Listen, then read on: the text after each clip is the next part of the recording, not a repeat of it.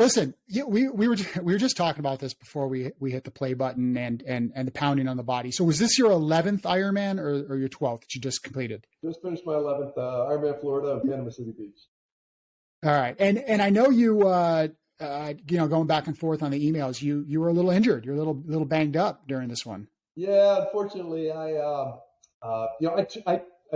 back up this year. I signed up for something different. I did Race Across America, which is a bike race from California to Maryland. So January through June, I was training for that, and I got in phenomenal bike shape. That's all I did was cycle. I was swimming a little bit, but I wasn't running at all. But I was in such good bike shape. I'm like, I don't want to waste it just on one event. I mean, let's roll right into Ironman. So I rolled right into training for Ironman Florida, and my bike obviously was doing great. I was worried about the run, but my run actually came along really, really well. Until 3 days before the race, I just a little 3-mile training run, kind of a little tune-up right before the race, and I rolled my ankle. And like you play football, you get hurt all the time in football, and you just kind of ignore it. And I kind of ignored it. It didn't hurt that bad until the race. First of all, I wake up in the race. It was 40 degrees. It was windy. It was rainy. It was cold. There was a massive current. So the conditions were tough. And everybody was slow 15, 20 minutes in the swim. But then even on the bike, my ankle started swelling up. It really started to bother me. I could tell I was favoring my good leg much better than the other one. So my balance was off on my power. And then I had to limp through the run. I walked a lot of the run just because by that time it had swollen up to the size of a watermelon. But like we say, any finish is a good finish. And I got across the finish line, and Mike Riley was there to call my name. So and I got the medal. So I'm proud of every single finish. You did. So 40 degrees, what's the water temperature? I mean, I know you guys got some warmer water down there in Florida, but you start the race in the water. So in 6 a.m. in the morning, I'm assuming that's quite the wake up right there. Yeah. Well, the irony is, I picked this race. I've done Hawaii, I've done Austria, I've done UK, I've done Germany. When you make an Ironman event a travel destination as well, there's all the logistics of flying and bringing your bike and getting it assembled back together and staying in a hotel and all this. I purposely picked Ironman Florida. I've never done this one. So listen, it's right in my backyard. I can just drive over there. Conditions are usually phenomenal, right? November, Florida, it's usually 60, 70 degrees. The water's usually dead flat. It's a flat bike course. I'm like, this is right up my alley. I mean, I was shooting for a PR, a personal record in this one. And it teed myself up. I was in the best shape of my life. It was a flat, fast course. And then we wake up to these kind of lousy conditions. It's like, man. Well, throw the PR before you even start. Water temperature, I think they said, 68, something like that.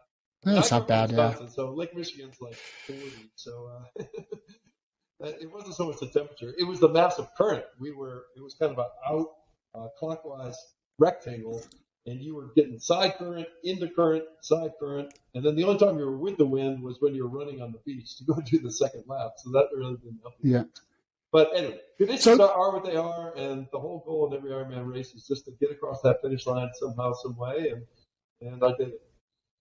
Do you have your next Ironman already circled on the calendar? So I promised myself I wouldn't. I did Race Across America, and then I did Ironman Florida. I'm thinking 6 weeks to kind of have a little bit of an off season here over the holidays.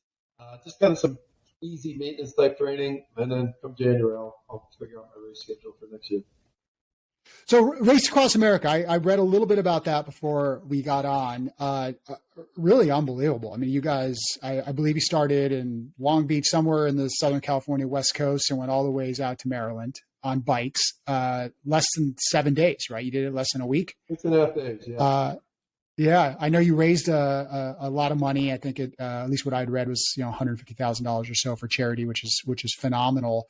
But help me understand a little bit more about that event and how that came to be.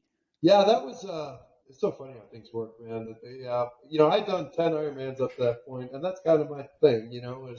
Is signing up for an Ironman race, and I know that inside and out. And I'm comfortable in this. 2 years ago, before the pandemic, some guy from Wisconsin reached out to me. And he was a big Packer fan. That's how he knew of me. And he said, hey, listen, I've started this nonprofit to benefit military veterans. Recruiting superheroes, he called them. I'm just looking for some recognizable people to store together this team to do Race Across America. And I'd never heard of it before. And then I dug into it. I said, "Are you nuts? This is 3,070 miles coast to coast on a bike?" I said, "You got to be crazy." And I said no right away. I said, "Listen, I got plenty other stuff on my calendar to do. I got an Ironman coming up. I got businesses to run. I got 5 daughters. There's no way in hell I can find time for that." And to his credit, the guy kept pestering me, and he kept telling me, this is a nonprofit. It's called 1 Mile. And I started seeing the other people he was assembling as part of the team, and I started seeing the good works they were doing in the community. And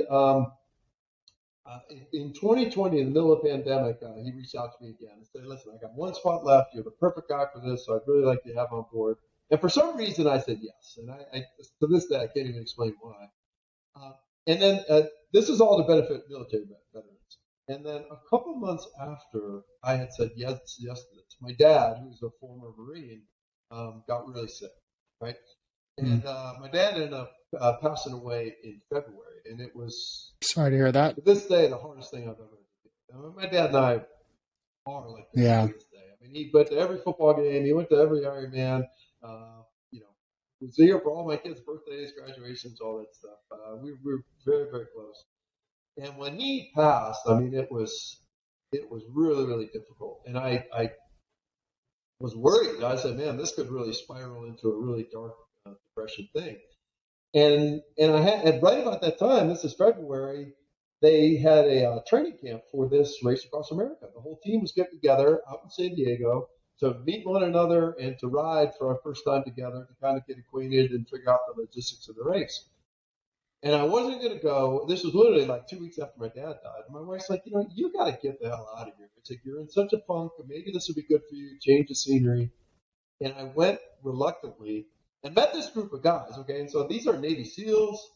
Everybody on this team had some connection to the military, either a spouse who had died or a brother who had served or was in the military or a former military veteran.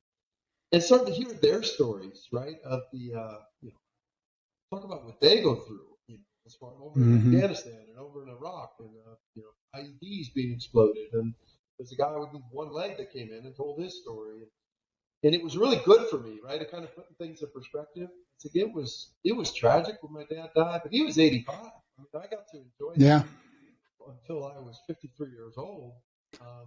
Some of these kids are 18 years old and dying in military service. So that was a good perspective. And then, of course, the training, I turned the training into kind of my tribute to my dad, right? Yeah. So listen, every time I'm on the bike, I wore his dog tags, right? I said, "Dad, I'm doing this for you." My dad was all about hard work, discipline, overcoming obstacles through his professional career and his personal life. And so I used this journey to Race Across America kind of as a tribute to him. So long story short, we do the race. We get done with the race. I flew my mom up to Annapolis, Maryland at the finish line. And I had, for 3,070 miles, I carried an American flag with me, wore my dad's dog tag, and at the finish line, handed my mom an American flag in honor of my dad. And it's beautiful. It was very emotional for both of us, but it was really good closure. And I know now, I always talk about, God's got a plan. I know now why I said yes and why this guy reached out. I needed this. I'm not a guy that would have been good in a grief support group or counseling group, or that kind of stuff wouldn't have really worked for me to kind of get through that episode of my life. But this, I rode my bike probably 300 miles a week leading up to this thing. And every second I was on my bike, I was thinking and praying to my dad. And the race itself, and having my mom there at the finish line, and just this whole journey was really, it was great closure for me. And it came around at the right time in my life, and it was a really, really awesome experience. And we raised $150,000 for military vets. Made some great lifelong friends as part of the journey, and really cool experience. Unbelievable. What a great story, and what a great tribute to your dad. So I'm assuming, knowing a little bit about your background and wanting to dive into it, I'm assuming obviously your dad played a big part of that. First of all, I think one thing that was interesting that I came across is you're one of a very small group of people who grew up, played high school football in Wisconsin, went and played for the Wisconsin Badgers, and then actually played for the Green Bay Packers, which is phenomenal. I'm sure that, in the state of Wisconsin that, you're looked at very highly for that, but one of the jokes I have when I talk to a lot of athletes, former athletes on the show, and people who've gone on and done amazingly successful things is, it's like they call us student athletes, but really you're an athlete student, and sports typically comes first and then academics are secondary. But that was not the case with you. Number one, you're an engineering major and you have your engineering degrees, I believe a master's in engineering. You're a 4-time academic All-American. Well, obviously, excelling on the football field. Like, does that come from your dad? Like, where did that work ethic come from? Yeah, very much so. 5 kids in my family. I'm the youngest of 4 brothers, and then I have a younger sister. And, we're all good athletes. We all love playing sports. But Dad made it clear, from kindergarten on, and say, listen, hey, you can play all the sports you want as long as you take care of your grades, right? And the minute your grades start slipping, I'm taking away football, basketball, baseball, swim, whatever it is that you love to do. And I guess because we were all such good athletes and like playing sports, we also made academics a priority. And so I was a straight A student, all the way through grade school, middle school, high school. I was valedictorian. And then I signed with the Badgers, Wisconsin Badgers, which was a dream come true. They had a great engineering program. I knew that's what I wanted to study. And I show up on campus. So before I had gotten on campus, I had mapped out my whole 4 years. I needed 136 credits to graduate. And so I knew exactly how many I had to take each semester for all 8 semesters to graduate in 4 years. Because that was another thing my dad was always big on. It's like, hey, you know what? Go to college, get your degree in 4 years. And so I showed up my freshman year, and we were in training camp. And I ended up being redshirted, but that wasn't the case. I traveled with the team for the first half of the season, my freshman year, because I thought they were going to need me and play me as a freshman. But I go to our academic counselor. I said, listen, I got this all mapped up. I'm taking physics, I'm taking calculus, I'm taking chemistry, and I'm taking introductory engineering, and I've got a drafting class. It's like 18 credits per semester. And they're like, whoa.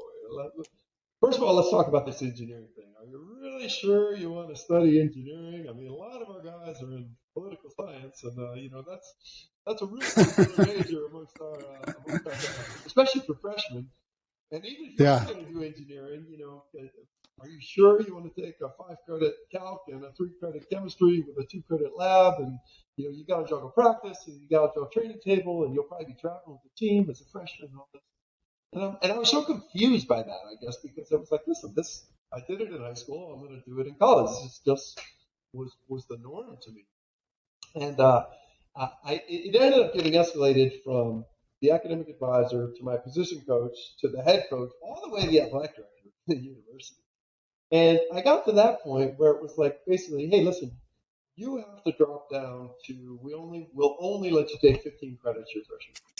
And I was hurt and offended by that, but I made a deal with the head coach and the athletic director. I said, listen, I'll do this. This will put me back. I'm going to have to take a summer class, I guess, somewhere along the line to make this up.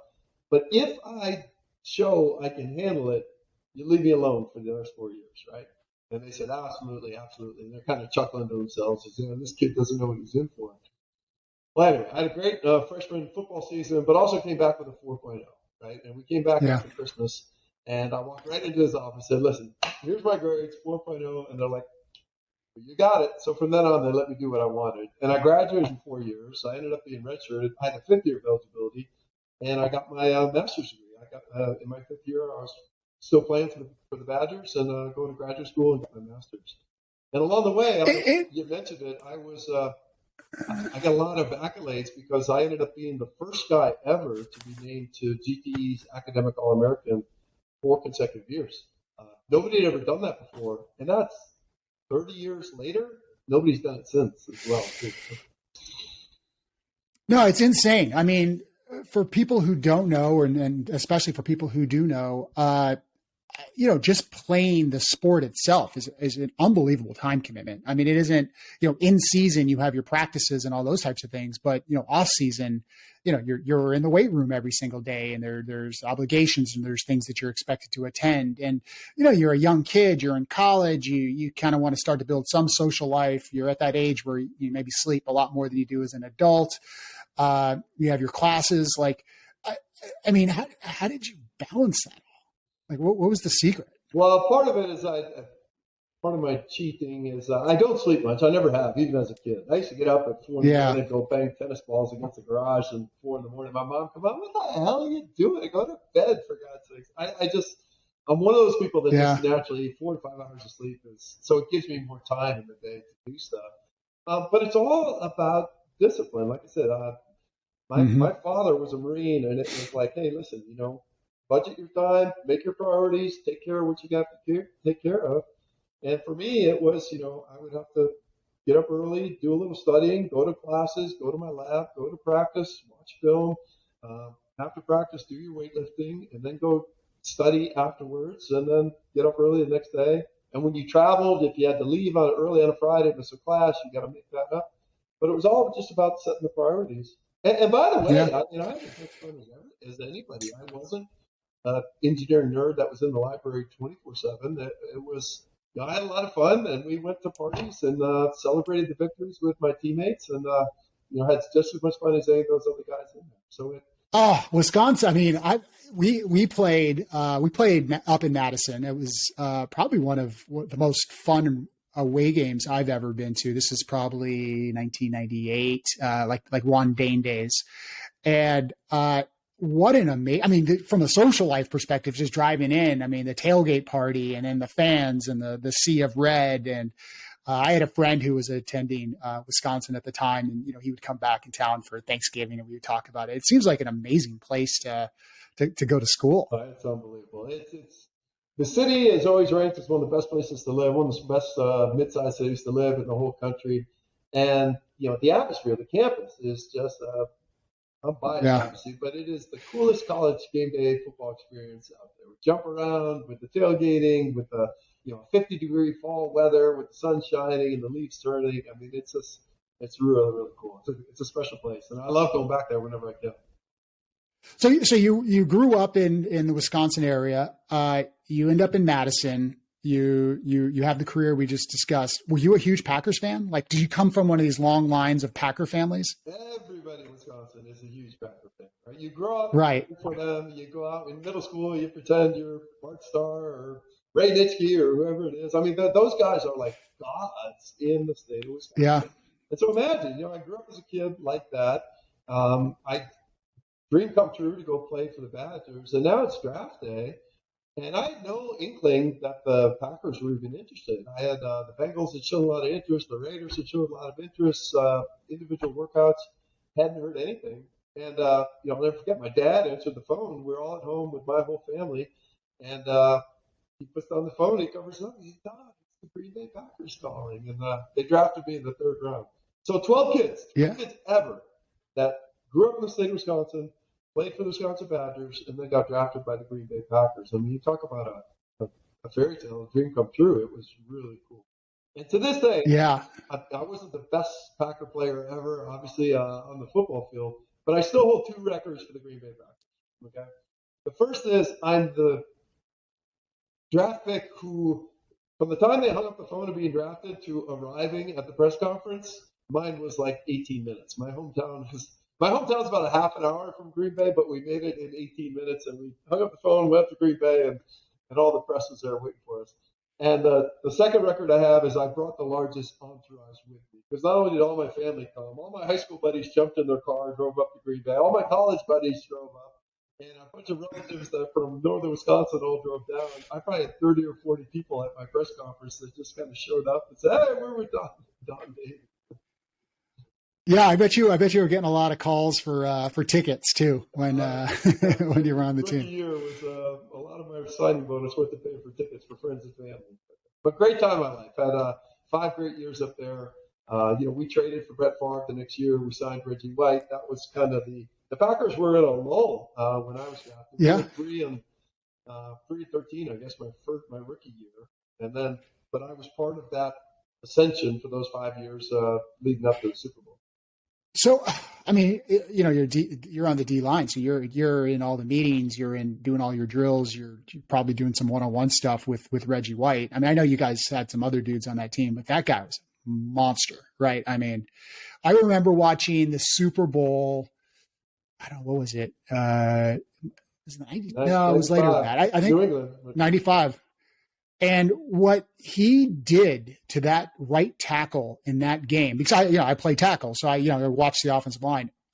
I mean, he was treating that grown man like a grown NFL starting right tackle, like a little kid, like flinging him around like the guy wasn't there. It must have been the longest, most lonely day in the world for that right tackle. So you talk about a dream come true, right? Not only am I playing for the Packers, now I get to not only meet Reggie White, who I was a huge fan of. I mean, at his days in Philadelphia, legendary. Even if his career ended at the end of his Philadelphia days, he'd be a Hall of Famer, yeah. But then we bring him in the prime of his career. I get to sit with him in meetings. I get to watch film with him. I get to be on the practice field and learn from arguably the greatest defensive lineman in the history of the NFL as a player. And by the way, our defensive line, my last year at Green Bay, it was Reggie White, Sean Jones, Steve McMichael for the Bears. He was still playing. He was with us at then. Bryce Pop, who was NFL Defensive Player of the Year for Buffalo after he left us. John Yurkovich, Matt Brock. I mean, we were just stacked on that defensive line. And I was pretty good, but I was probably the sixth best of that group. But it made me such a better player because I got to learn from all those guys. But then it came time, my contract was up, and it was the Jaguars were an expansion team. Tom Coughlin was looking to build his team around guys like me. Smart, hardworking, disciplined guy, not big, super flashy. He wasn't going to pay $6 million a year for Reggie White.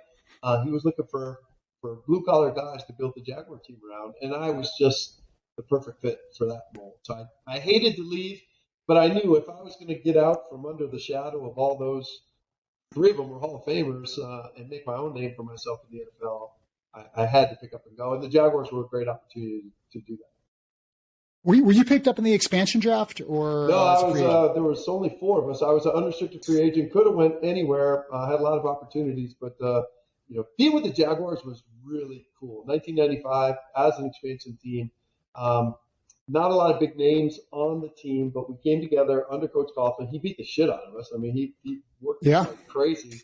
But then took that, a bunch of cast-offs and rookie free agents and a handful of veteran free agents. And in our second year, we're in the playoffs. And not only the playoffs, we go up to Buffalo and beat Buffalo when they still had Jim Kelly and Thurman Thomas and Bruce Smith and all those guys. And then we got to Denver. We beat John Elway and those guys in Denver after they started the season 14-0. And then we ended up losing to New England that year in the AFC Championship game. But we very quickly built a successful franchise here in Jacksonville, which was really cool. The stadium was always sold out. I mean, it's people probably don't remember that now because the Jaguars have been on a rough stretch here for the last few years. But it was a really cool part of the team from 95 to 2000 when I played here to bring a new franchise to a whole new city. The first sack I got was the first sack in the franchise history. Our first win was the first win in franchise history. And then to make it to the AFC Championship and then stay in the playoffs for the next 4 years after that. It was really cool. Yeah, no, I remember those teams. That's Mark Brunell days, right? Mark Brunell, Jimmy Smith, Dave Weidel, Jeff Morgan. I mean, we had a lot of talented guys on that team and built a winning tradition really quickly. So Coughlin, from a distance, right? I mean, obviously, I'm a fan and someone who enjoys the game, but having been around the game, you kind of get a feel for different types of individuals. He seems like he's very polarizing, I guess, in the world of football. I don't know if you see that, but at least from my perspective, where there's some people that it's like, this guy's a Hall of Fame coach, this guy's one of the best ever. And then there's, I think sounds like he's rubbed a couple people the wrong way in certain spots in his career. I don't think it's deniable that he was a really good football coach and had success in several different places. I love his style because his style has always seemed to be exactly what you mentioned. Like I want, like smart, hardworking, grind type of people. Like we're going to take a very disciplined approach to the way we're going to, build our team, the way we're going to run our team, et cetera. I guess one, I'd like to hear your perspective on it because you know it much better than me. But two, is what did you learn from Tom Coughlin? Are there things that you learned from him that you've taken with you kind of in your own professional career? Yeah, so here I am. I leave Green Bay and sign with the Jaguars. And from day one in February, from the day I signed, it was he's busting our ass in the weight room. We were in the conditioning field. I mean, it was hard work. It was discipline. It was he purposely was trying to build that culture of, hey, listen, you know what, we're going to win here, and we're not the most talented team, so we're going to have to outwork, outsmart, out-hustle the other teams. And that starts day one in February with the off-season training program. And I loved it. I go back to my dad. You know, my dad's a Marine. That's the way he raised me and my brothers, even my sister. I mean, he was all about hard work, discipline, and I just didn't know any different other than just shut up and just say, yes, coach, whatever you say, I'll do it. And I really relished it. I mean, I wanted that because for me to get better, I knew that's kind of what it took to do those kind of things. And again, I was surprised kind of with the academic stuff at Wisconsin. I was kind of surprised that so many guys had a hard time with it. Oh, coach is asking to do this. And, oh, God, we got 5 a.m. workouts. And I never did this before. And I'm like, hey, guys, you know, when you're successful enough to be a coach or an owner of an NFL team, you can do whatever you want. I mean, this is his team. He's bringing us all in. This is his style. You can either complain about it or you can shut the hell up and work your ass off, and hopefully we'll have a winning tradition. And that first year, we weeded out some guys that weren't really on board. Not me, but Coach Coughlin did. And I remember one day at practice, some big defensive lineman, he was a second or third year guy, free agent we had picked up from New England. I forget his name. But got into a fight with the offensive lineman, ripped the helmet off the offensive lineman, then chucked it across the field, and then started, you know, cussing and swearing up and down the field. And as we were walking off the field, Tom Coughlin cut him. Said, "You're not my kind of guy." Just released him. Yeah. And just, you know, he did that with several guys over the course of that first year, just to send the message across the board. Listen, you know what? You can like it, you can bitch about it, you can do whatever, but this is the way it's going to be, and I'm going to build this team with guys that want to be part of it. And like I say, every NFL player wants to win. You know, I wanted to win a Super Bowl so bad. What a cool experience! So few guys get to experience that, and we got so close. And my approach is, listen, whatever it takes. Tom Coughlin, he was on the Giants with Parcells when they won a Super Bowl. He won 2 Super Bowls with the Giants when he went back as head coach. He won the national championship. He was with Boston College with Flutie and all those guys. I mean, the guy knew how to win. And so I just embraced it and just put my head down and brought my lunchbox to work every day, and just whatever they told me to do, I did. And was successful, both personally and as a team. We had a lot of success as a team. I love that sort of addition by subtraction approach. It's something that I've brought in my own professional life, like in the business setting, where, if you got, it doesn't matter how talented somebody is necessarily. If they're an asshole or just not a cultural fit, like, you're just better off without them in your organization, because culture and just having alignment within your culture, within your organization, whether it's a football team or whether it's a business, is just so absolutely important to success. And I think a lot of people struggle with that. It's like, this person, especially like sales guys in companies, right? This guy's, he's a producer. And it's like, yeah, but he's absolutely not the kind of person that you want. It's not a representation of the type of company you want to build. And if you want to build this culture within your company, you can't have people like that in it and expect everybody else is going to fall in line and do the things the way you want it to do it. And I love that. I mean, he obviously did it for the football team. Greg, I couldn't agree more. You hit the nail on the head. Our second year, the only big name veteran free agent we signed, Coughlin kind of went against his MO, and he signed Andre Rison, right? And he was far and away the most talented guy on our team. And he was Andre Rison in his prime. He's coming from Atlanta. I think he led the NFL in receiving yards the year before. And we bring him in. And so we've got all these blue-collar, hardworking guys. And now we've got this one prima donna. He was dating Lisa Left Eye at the time. And she used to show up in her limo and her entourage and her bodyguards and all this stuff. And in the middle of that season, we played up in Buffalo.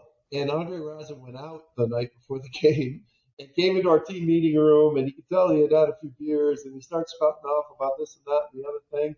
And the very next day, after the game, when we got back home, Coughlin cut Andre Rison too. And you talk about sending a message. We're paying him $3 or $4 million a year. He's clearly the most talented guy on the team. But Coughlin came into our team meeting room and said, "Listen, the guy's a cancer." He's like, "That's not the culture. It's not the attitude." And everyone in this room needs to know that nobody's above reproach here. We're going to build the team a certain way. And he said, they can fire me if they want to, but this is what I believe, and this is what I'm all about. So I give him a lot of credit for sticking to his guns. And it's funny, later in life, just recently, a couple of years ago, he did get fired for exactly that. He got into kind of a piss and match with Jalen Ramsey, who didn't like Coughlin's style and thought he was being too strict or disciplined or whatever. And Coughlin stuck to his guns and said, listen, at the time he wasn't the coach, but he was the football czar that on top of the GM and the coach. And push came to shove, though, the team owner said, you know what, we had ended up having to trade Jalen Ramsey out to the Rams, and said, you know what, this generation of players, these young guys, they don't really jive with your style, and he ended up parting ways with Tom Coughlin. Yeah, that's interesting. When you first told that story, I was thinking actually to myself is how much courage it takes for, someone like Coughlin to make that move, because you're going to get skewered in the media, right? Because people out in the fan base and people, the talking heads are all going to be like, this is an all pro, you just paid this guy. Like, how are you going to possibly cut this guy? Like they don't get the culture building and what he's trying to do with his team and kind of what, the mentality he's trying to instill. But it's interesting to hear that, the second part of that story, in which, recently with Jalen Ramsey, is I'm sitting here thinking, and I don't know if that's 100% true, right? Like, you get a guy like Belichick who is old school, and I think he's got a way of doing things, and yeah, he's going to adjust, but at the end of the day, like, you're going to either get into the Patriots way or you're not, and he's continuing to be successful. Where, now, Coughlin gets fired for kind of doing that, and the people have changed, and, this, that, and the other, it's evolved. He hasn't kept up with the times. Like, is that a convenient excuse? Or, I mean, do you believe that yourself? Do you believe that it really has changed and that old school mentality doesn't work anymore? Yeah, I think there are some current NFL players, and back when I played, just like when I played, that aren't a good fit for that type of style. Right? They wouldn't have worked with Bill Parcells. They wouldn't have worked with Vince Lombardi. They wouldn't have worked with Tom Coughlin, and probably not a good fit for Belichick. I guess the difference in New England, anyway, Bob Kraft has bought into Belichick's way and given him free rein. And, hey, listen, I'm always going to take your side, not the player side of things, and you run this organization however you want. For whatever reason, our owner, Shad Khan, decided that, we gotta make a change here, because the year before we were in the AFC Championship game. We lost to Buffalo up in not Buffalo, who was it? The Patriots. New England, Patriots, right? Up in New England, yeah. So it wasn't Coughlin's way. It worked. I mean, he built that team again as the football czar to take them to the AFC Championship again, and really. We should have won that. That was a really good team too. I remember that. Phenomenal defense. What a tough defense. Gus Bradley was a defense coordinator. I mean, it was Miles Jack, who's still on the team, just loaded. Yeah. Jalen Ramsey was part of that team, and it was a fun team to watch. But so one of the questions I love to ask, ex-NFL, ex-professional athletes in general, is sort of that transition out. You started a bunch of games with Jacksonville. You had a nice stint there, at least from what I was able to see. It looks like you started 10 games you played in your final year there. So it sounds like there was maybe a couple injuries that you were battling. A lot of times the game decides when it's your time to walk away. Sometimes people walk away on their own terms. I'd love to hear, the thought process, the decision process, when you decided to walk away from the game, and then how did you handle that? I think life after football or life after sports in general can be tough for a lot of people. I've had people come here tell me stories about how it was like they went through a midlife crisis at, 27 years old because, they've done this one thing their entire life, and then one day they wake up and it's over. Well, that's you're so true, and that's so right, and so correct. I've dealt with so many guys, and I went through it myself. Think about football, right? I started playing tackle football when I was 5 years old, right? And played all through grade school, all through middle school, all through high school, into college, and then 10 years in the NFL, right? And I always, viewed myself, I had my engineering degree. I was good at school. I did some internships. I married my high school sweetheart. I had a lot of things outside of football too. But whether I wanted to or not, the rest of the world always looked at me as Don Davey, the football player. I mean, my parents and my brothers and, my friends from college and my high school buddies and, relatives. It was, my cousin Don, he plays for the Packers. It's like, oh, my brother, hey, he plays for the Jaguars. It's you're always Don Davey, the football And so that it becomes not only what you do, but really who you are. And then think about the NFL. Okay, the NFL is, I mean, it's your career. It's how you make your money. It's why you pick up and move or live wherever you live. It's why you stay in shape and how you stay in shape. Every Coughlin's itineraries were famous to being literally budgeted down to the 30-second interval. That it was like, at 4:35, 30 seconds, we're going to have a special teams walkthrough meeting as part of practice. And so everything's scripted for you, right? And you have, starting in the off season, you've got the off season training program, then you got mini camp, and then you got the draft, and then you got another mini camp, and then you have training camp, and then you have the regular season, then you have the playoffs, and then hopefully you have the Super Bowl. You get a little time off, you start all over again. So your days, your weeks, your months, your years are structured for you, right?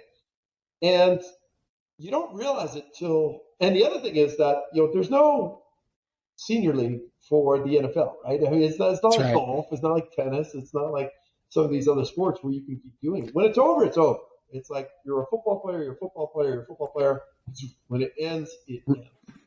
Now you lose your job, you lose your income, you lose your social circle. My wife lost her social circle. I mean, once you're out of the club, no NFL player wants to hang out with a former NFL player, right? Because they don't want to ever see themselves going over that line to the dark side, on the other side. I got 10 more years I'm going to play. Good luck, Donnie. We'll see you someday, but not now. And so it's hard. And you live it. Going from college, not being able to play football again is hard. It's especially hard when you come out of the NFL. Because the difference in college, you're used to being broke, and then you're broke in college, and now you're broke again. In the NFL, a lot of guys, you're making a lot of money, and now you're broke. This is a whole new world for a lot of people.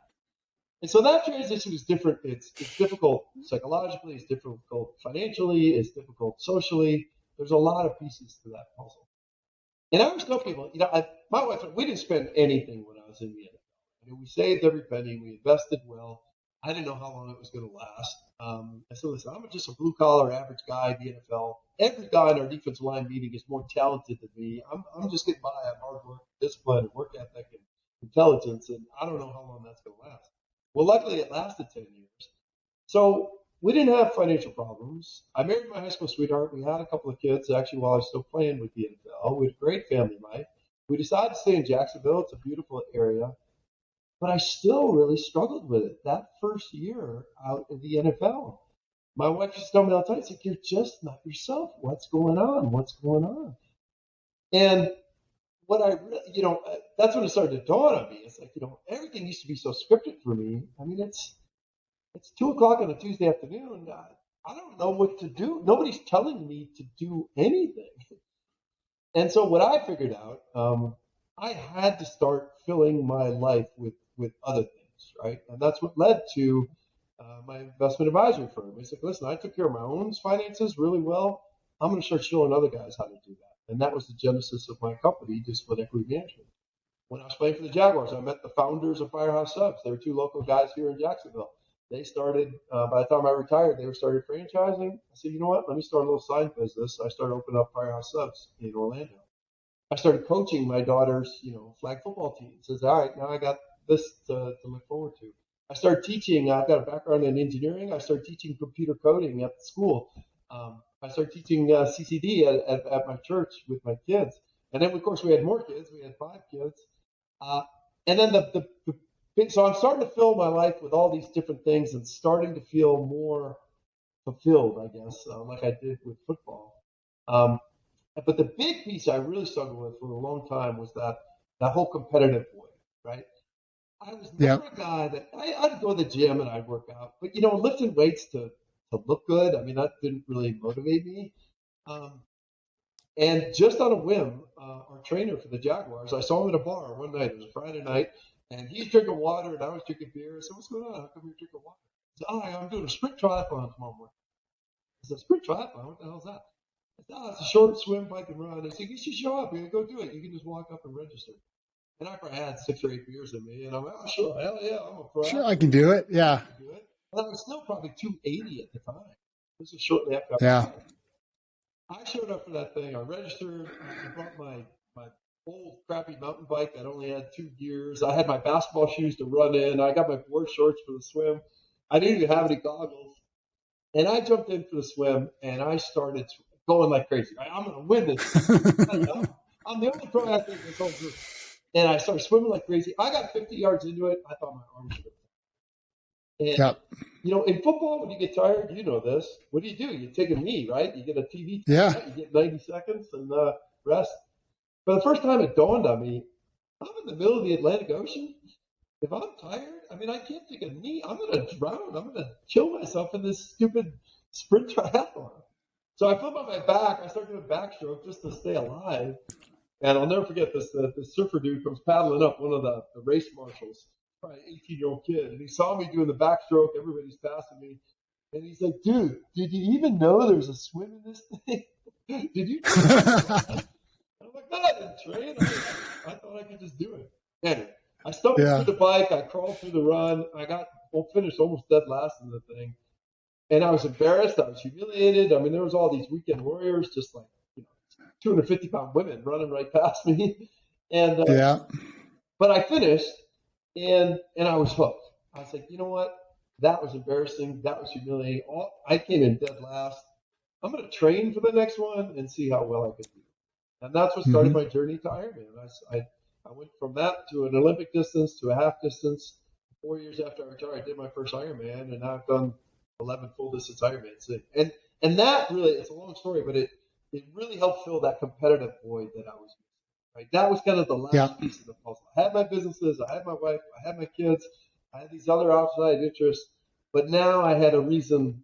I got something on the calendar next year, and win or lose, I'm going to line up against 1,500 people, and I'm either going to get my ass kicked or I'm going to kick somebody's asses, or at the very least, I'm going to do the best that I've ever done before. Right? I've got a challenge ahead. So that's where Ironman has kind of fit in with everything else. Was that, we were talking about this before we were on the air, going from a 280-pound, defensive end or in the NFL to, someone who's running or competing and doing full Ironmans. You obviously got to drop a lot of weight and get in kind of a different type of shape and hold your weight differently. Was that one of the things that got you to start getting, leaner and smaller? Were you one of those type of guys that was always lean and small and had to put on weight and it was hard to hold on to it? Like, what, you seem to be more of that kind of guy, but I'm just curious, like, what that journey was like. Yeah, in fact, Coughlin used to fine us, $100 per day per pound that you were either underweight or overweight, right? So on Friday mornings, we'd have half the team in the sauna trying to lose weight, and the other half eating donuts and bagels, trying to put on weight to get to your target weight. I was a guy eating donuts and bagels. I always had a hard time keeping weight on, especially during the season. The NFL season's a long one. And so when I started training for this stuff, the weight started coming off, partly naturally, but partly because I was doing some endurance exercise instead of fast twitch stuff. And then started doing the research. We were talking about this earlier, that, okay, I know being 300 pounds probably isn't good for me if I want to live till 60 or 70 or 80 or 90 or 100. So taking the weight off is probably a good thing for my health. But then start doing the research. The biggest fear from playing football is not so much, breaking an arm or breaking a leg or blowing out an ACL. It's the concussions, right, and the CTE. And start doing the research, and it turns out the single best thing you can do, whether you're in the military and you've had IEDs explode on your head, or you're in the football, or you're a boxer and had concussion or subconcussive blows, the best thing you can do for brain health long term is endurance exercise. So long distance swimming, long distance running, long distance biking, it flows a lot of blood to your brain, which enables your body, your brain to actually repair some of that damage that you might have had from playing football for 25 years of my life. So it was a win-win-win, right? I needed something to compete in. It helped me take off about 70 pounds that I didn't want to carry anyway.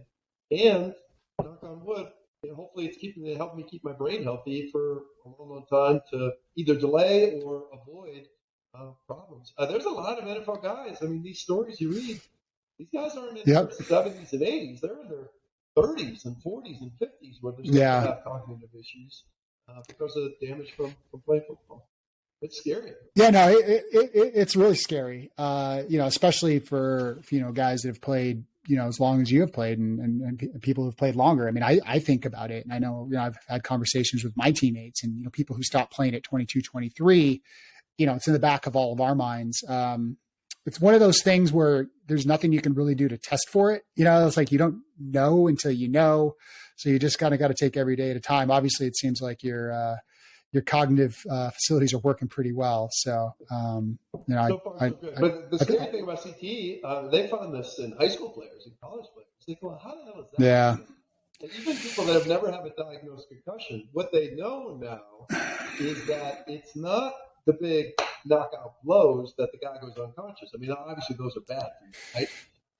But very few people have a whole bunch of those. But you as offensive lineman, me as a defensive lineman, what are we doing? Every play. Every day.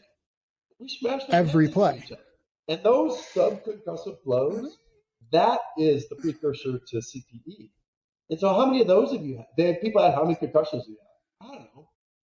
8, 10, maybe diagnosed concussion when the doctor actually wrote it up.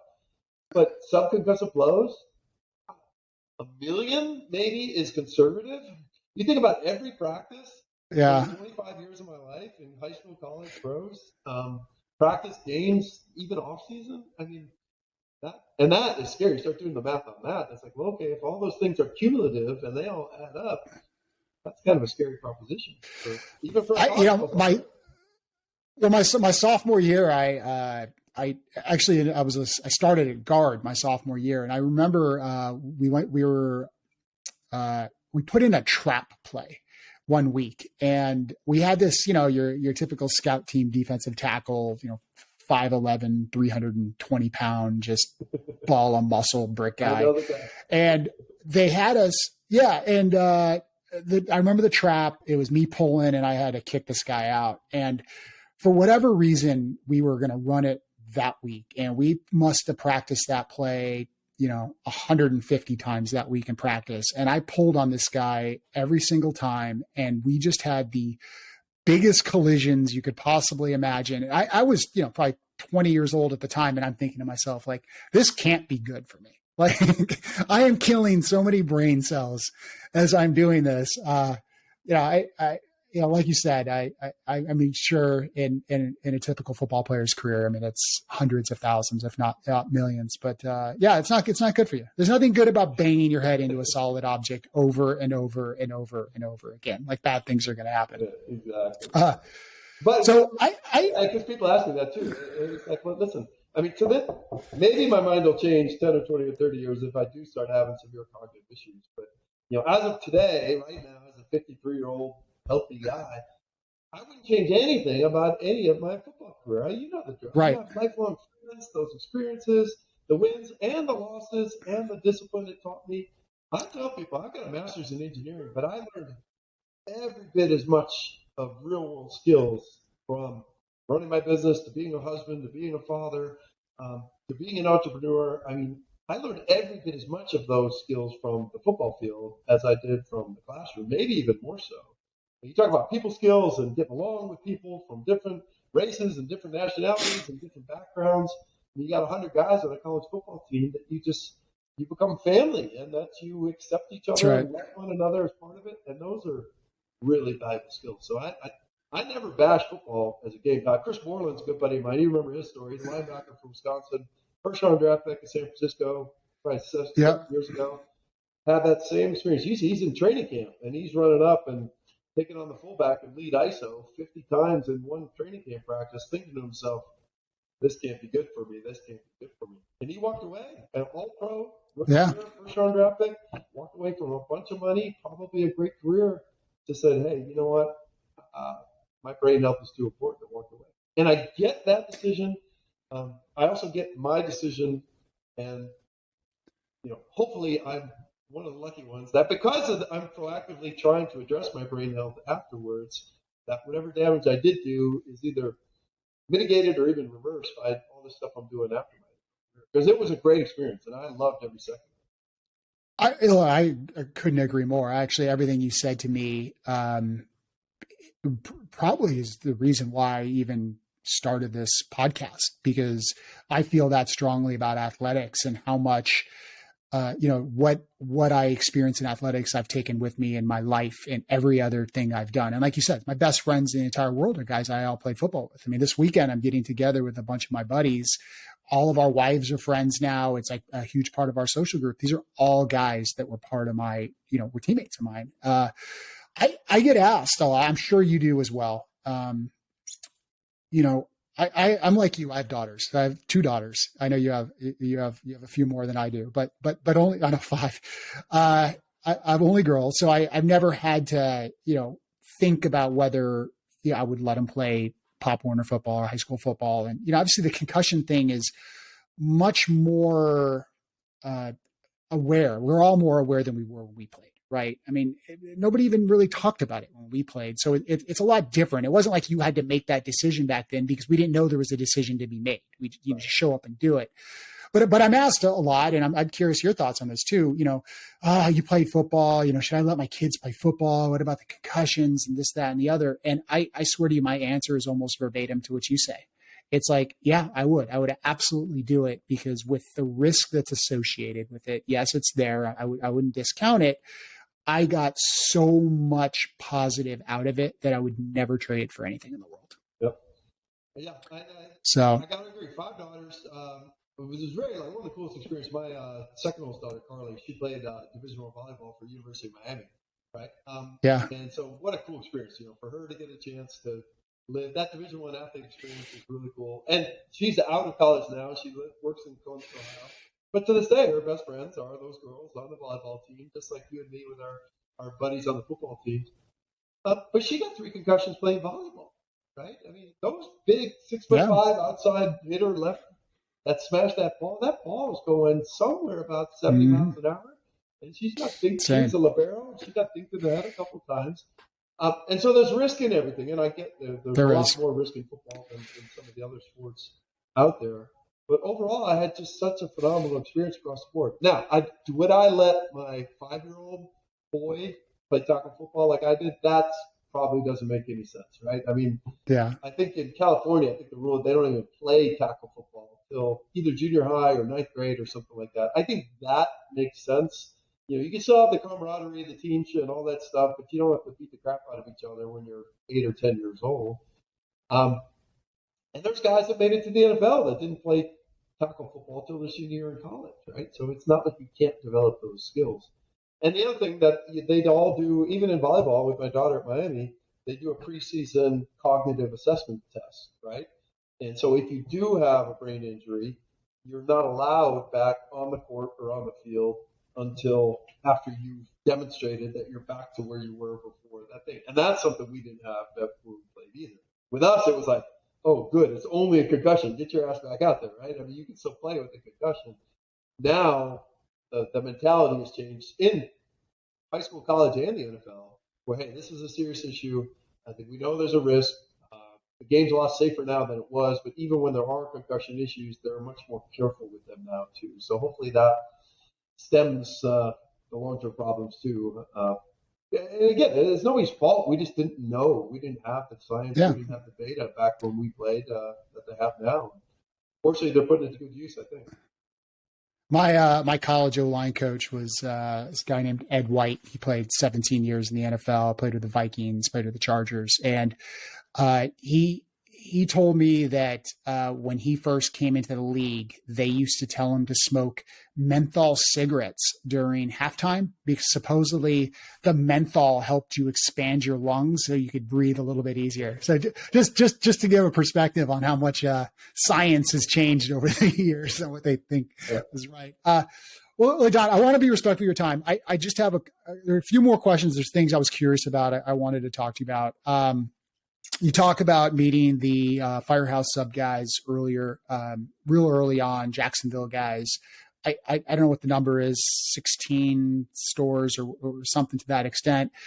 I think it's really fascinating. Like, being a franchisee, someone who, owns a bunch of locations, I think it's attractive to a lot of people. But I don't know if a lot of people really understand what it's all about and what that process is like. I'd love if you could just help me, educate me on what that life of running and owning, that many franchisees is like. Yeah, it's funny. That whole business came as an offshoot to my investment advisory firm. I was working with my NFL buddies, getting their finances in shape, and then they were retiring. And just like me, they kind of needed something to do. I mean, the best case in the NFL is you make a bunch of money while you're young, you save it, you invest it, but then you don't have to touch it, right? You want to leave it alone, let it grow, and so you got to get a job. Well, most NFL guys, the idea of sitting in a cubicle and getting a job and working 9 to 5 after being in the locker room for most of their lives, that's not very appealing. And so the idea of owning their own business is very, very appealing to them. The downside is not a lot of NFL guys develop, real estate skills or accounting skills or profit analyst skills or management skills to run a business effectively. So a lot of them fail when they start their own business and they fail. And so franchising is a really good fit, especially for NFL players. It's kind of like a business in a box, right? I never worked in a restaurant in my life. I mean, even as a kid, I never even worked at McDonald's. But the guys at Firehouse Subs kind of perfected the business model, kind of made a lot of mistakes along the way over the first 10 years of their existence, kind of perfected it. And then all I did was take that concept, that franchise model, and move it down the street from Jacksonville to Orlando, right?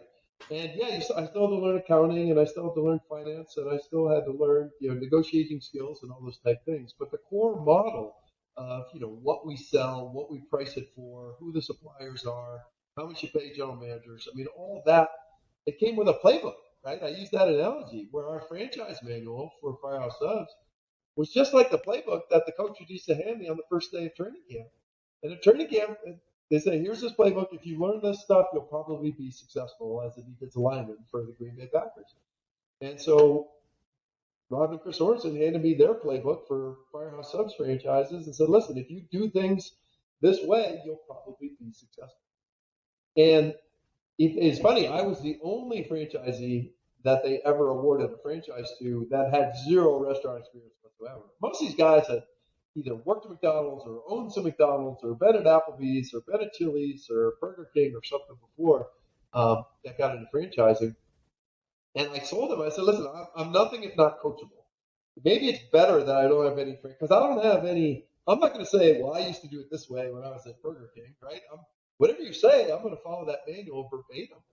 Mm-hmm. And that's exactly what we've done. And so now we're the largest Firehouse Subs franchise in the country. We own 13 in Orlando. It's actually up to 21 now that we own in Wisconsin. Started developing there several years ago.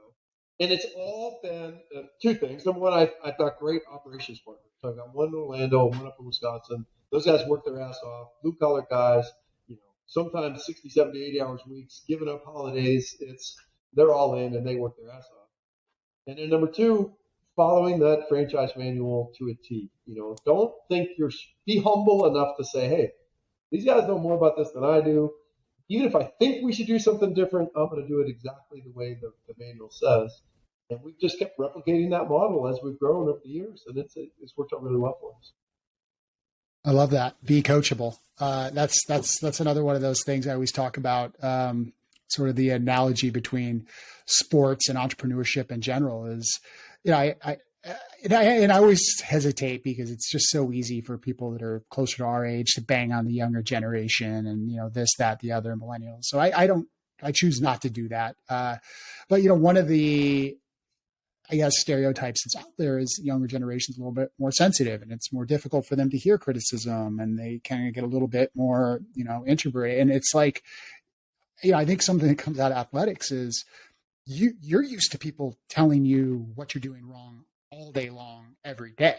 And if you're not coachable, you're never going to make it. You just won't ever get to that point. But, I think in the professional world and entrepreneurship and whatever it is, whether you're, working for a company and trying to work your way up, or like you said, you take over a franchise, like you got to be coachable. You got to be open to hearing what other people want to say. You got to be comfortable sometimes hearing criticism, right? Like, I mean, you can't have everybody just tell you how great you are all the time. Like if you don't see your weaknesses, how do you get better?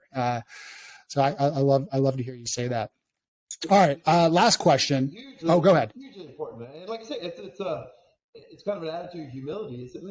A good coach or a good mentor or a good boss who's willing to invest in you and tell you what you're doing wrong and steer you so that you're doing things right, so that you're more successful, that's worth its weight in gold. Is I crave criticism, right? And from my coaches, is like, listen, I want to be the best I can be.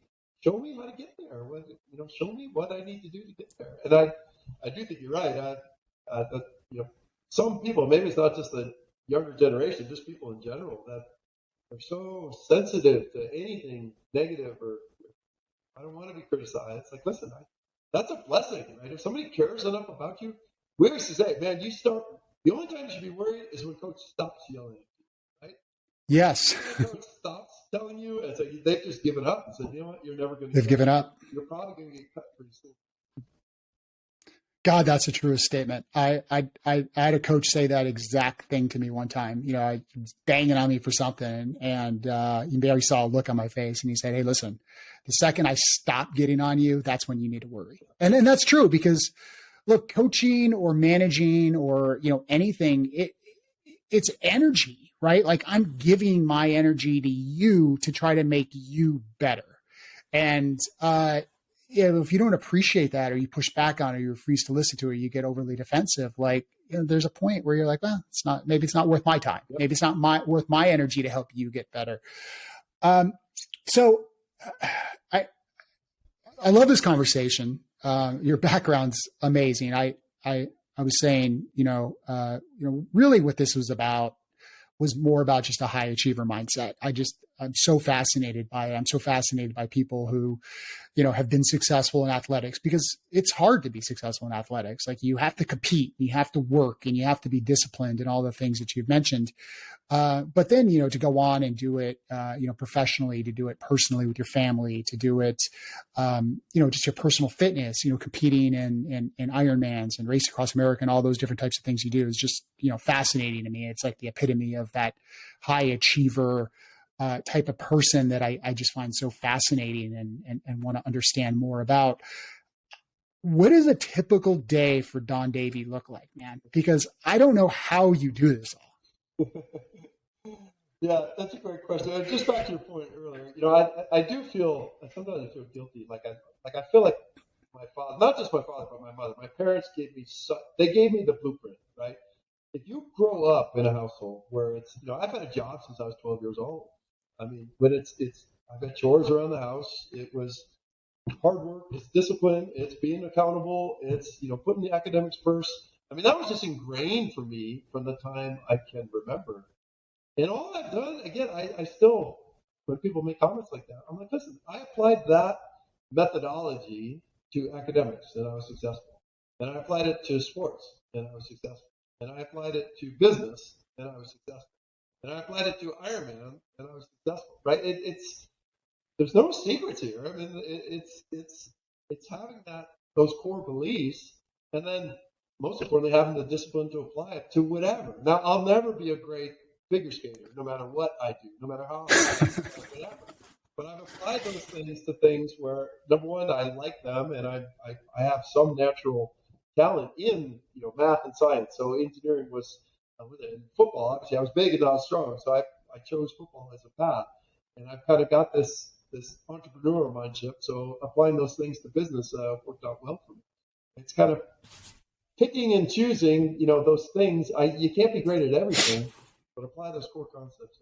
But as far as a typical day, I mean, I'm up at 4:30 every day, like it or not. Sometimes it drives me nuts. I mean, it's like, I'm going to sleep in the morning. Yeah. I just want to sleep till 5:15. It's like 4:30, wake up.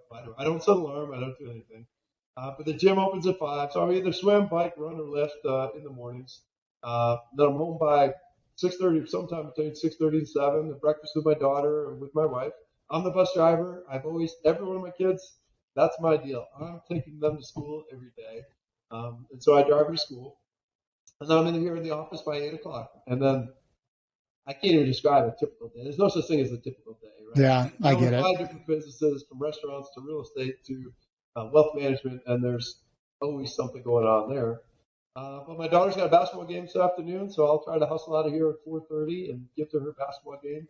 Get home, and then I'm the math tutor at home. I help her with her homework and with her science and whatever else she has going on. Weekends, long rides. I love my long bike rides on Saturday and Sundays. I got some more time and leave the house at 5 or 6 o'clock and go on a 3 or 4 or 5 hour bike ride, depending on what I'm training for, and try to spend as much family time as possible. We have one daughter at home, but we have 2 daughters out of college, 2 daughters in college. And so there's always some way to either fly one of them home, or us go visit them, or just try to spend time with them however we can. And then always planning the next family get together, right? We just got done with Thanksgiving. We're working on Christmas. Hey, how can we maximize our family time over Christmas? Spring break, my wife's already working on that, trying to put a ski trip together. So it's kind of like these, and it's harder, with 5 kids, especially the 2 that work now. They have real jobs. And you're like, Dad, only get coordinating vacation. It's not like we can just pick up and go. So it's like herding cats to get the whole crew together. But it's people look at me, and even the girls in my office. It's like, God, Don, you drive me crazy. He's got something going on. You got 10 things on your desk. You're throwing 10 things at me. But I wouldn't have it any other way. I mean, I get bored really easily. I'm borderline ADD probably, I guess, because I some people hate having 10 balls in the air at once. I love having 10 balls in the air at once. And it's a lot of work and it's stress sometimes, but it's very rewarding when all 10 of those balls come down exactly where you hope they would land. And then you move over and you start juggling that all over again with something else. It's a lifestyle. People ask me, when are you going to quit? When are you going to retire? When are you going to sell the business? I said, you could offer me $1 billion for my company right now. I wouldn't take it because I love it. I mean, I do what I love with people that I love as well. My employees, my clients, my partners are all great human beings that I just really enjoy spending the day with. Awesome, brother. Well, hey, man, it was an absolute pleasure to talk to you and to dive a little bit more into your story. Thank you so much for coming on the show and having a conversation with me. Hey, thanks for having me, Greg. It was a lot of fun.